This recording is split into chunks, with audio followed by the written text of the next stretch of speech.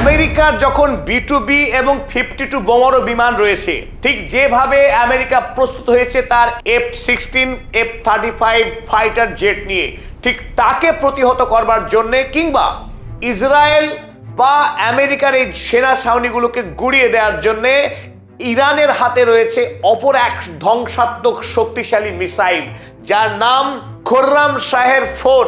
এর অনন্য প্রযুক্তি। B2 বোমারু বিমান যেমন আক্রমণ করে মাটির ভেতরে বাংকারে বা মাটির গভীরে লুকোনো কোনো সামরিক অস্ত্রকে, ঠিক একই কাজ করে এই খোররাম শাহের বাংকার বাস্টার। আমরা জানি ইসরায়েলে মাটির গভীরে অসংখ্য বাংকার রয়েছে, যে বাংকারগুলিতে ইসরায়েলিরা যুদ্ধের সময়ে তারা বসবাস করে, তারা যুদ্ধের মারণাস্ত্রের হাত থেকে নিজেদেরকে সুরক্ষিত রাখে। সেই সমস্ত বাংকারগুলির ভিতরে যাতে আক্রমণ করা যায়, অর্থাৎ এই মিসাইল সরাসরি বাংকারের মধ্যে প্রবেশ করে সেখানে ব্লাস্ট করে মারাত্মক ধ্বংসকাণ্ড চালানোর সক্ষমতা রাখে।